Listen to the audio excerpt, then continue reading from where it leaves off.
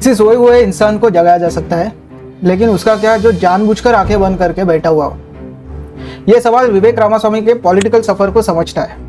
काफी टाइम तक विवेक रामास्वामी मागा मूवमेंट के फेवरेट हुए। मागा यानी मेक अमेरिका ग्रेट अगेन, एक पॉलिटिकल मूवमेंट जो formal US president Donald Trump से जुड़ा हुआ है। रामास्वामी ने ओपनली इस मूवमेंट को सपोर्ट किया। उन्हें चीयर्स मिला, अप्रिसिएशन मिली, स्पॉटलाइट मिला, सब शाबाशी मिली। लेकिन फिर पिक्चर बदलने लगी। मागा के कुछ हार्डकोर सपोर्टर्स ने उन पर पॉलिसी के बेसिस पर नहीं, बल्कि उनकी आइडेंटिटी पर अटैक शुरू किया।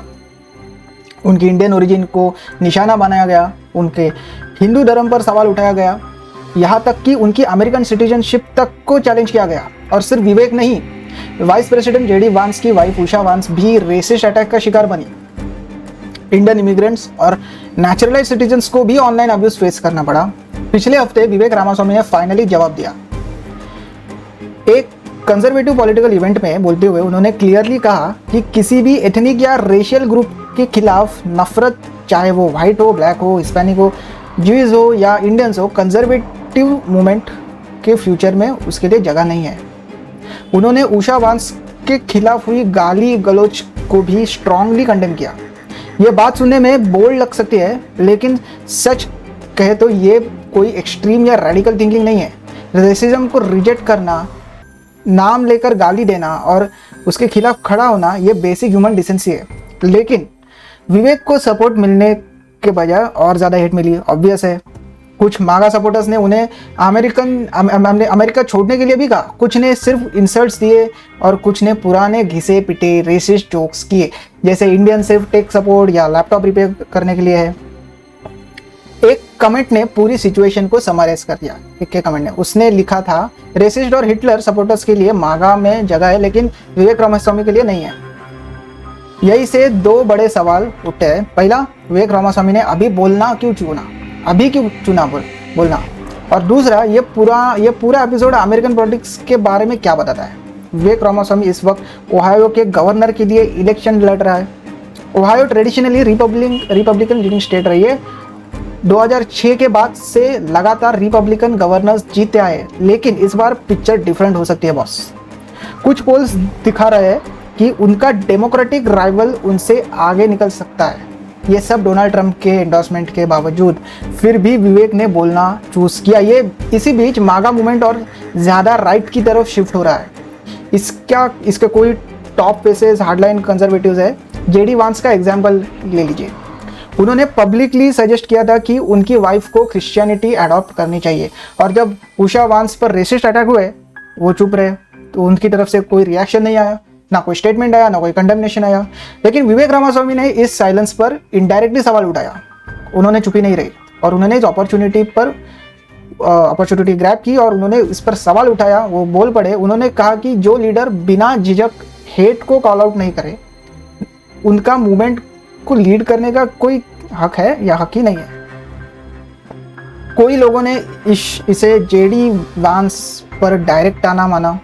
ऑफकोर्स मेरा भी यही बोलना है या ओपिनियन है कि ये टॉन था जेडी वांस को, क्योंकि उन्होंने चुप्पी रखी अपने वाइफ पे हुए रेसिस्ट अटैक के ऊपर। अगर ये सच है तो ये काफ़ी ब्रेव मूवमेंट है, मतलब अप्रिशिएट करना चाहिए बॉस। वैसे भी विवेक ओहायो में ऑलरेडी एक टफ पॉलिटिकल फाइट लड़ रहा है। उनके स्टेटमेंट्स हार्डलाइन मागा वोटर्स को एलियनेट कर सकते हैं। ज़रूर उनके एडवाइजर्स ने उनको वार्न भी किया होगा, फिर भी उन्होंने बोलना चूज किया। बहुत गट्स लगता है बॉस। लेकिन एक अनकंफर्टेबल सच भी है, ये रेसिज्म नया नहीं है। मागा के फार राइट एलिमेंट्स हमेशा से वहाँ रहे हैं। ट्रंप को पता था, हमें भी पता है, सबको पता है कि रेसिस्ट अटैक ये सब हो रहा है मागा मूवमेंट में, और नहीं है वेलकम बॉस इंडियन ओरिजिन का अमेरिका में, सबको पता है। तभी तो इतना बड़ा वीज़ा बैन लग चुका है, इंडियन स्टूडेंट्स को ब्लॉक की कोशिश की जा चुकी है। पेटेंट है, सबको दिख ही रहा है, एविडेंट है काफ़ी ये सारी चीज़ें। ये कुछ नया नहीं है। खुद विवेक रामास्वामी को 2024 के कैंपेन के दौरान रिपीटेडली टारगेट किया गया था। उनके हिंदू धर्म को डेमोनिक और पैगन कहा गया है। माफ़ कीजिए अगर मेरा ये प्रोनाउंसिएशन बराबर नहीं है, पैगन या पेगन। उस वक्त आउटरीच कहा था, स्ट्रॉन्ग स्टेटमेंट्स कहा थे। सच ये है कि विवेक रामास्वामी कन्वीनियंस की पॉलिटिक्स खेल रहा है। 2024 में रेसिज्म को इग्नोर करके उनके लिए कन्वीनियंट था, मतलब वो वक्त 2024 में बात उन्होंने चुप्पी रखी, लेकिन अभी क्योंकि वो लड़ रहे हैं गवर्नर के इलेक्टोरियल कैंपेन के लिए ओहायो में, तो अभी वो चुप्पी नहीं रख रहे, अभी वो बोल पड़े। तो ये कन्वीनियंस की चुप्पी, कन्वीनियंस का बोलना भी हो सकता है वो अब न्यूट्रल वोटर्स को अट्रैक्ट करना चाहते हो, ताकि जो उधर न्यूट्रल है, जो इंडियंस को सपोर्ट करते हैं, या फिर उनका वो रेसिस्ट नहीं है, उनका वोट उनको चाहिए, जो भी रीज़न हो, काफ़ी लोगों के लिए ये रिएक्शन लेट है। बस अगर तुम 2024 में तब नहीं बोल पड़े तो अभी क्यों बोले? ऑब्वियस सी बात है, क्योंकि इलेक्शन नज़दीक है। एक पावरफुल पॉलिटिकल लीडर होने के नाते उनके पास मौका था कि वो इंडियन अमेरिकन्स के लिए खड़े हुए, रेसिज्म के खिलाफ आवाज़ उठाए, लेकिन इंस्टेड उन्होंने सब कुछ ग्रो होने दिया, उन्होंने लेट गो किया, हवा दी, जो भी है उन्होंने उस पर चुप्पी रखी।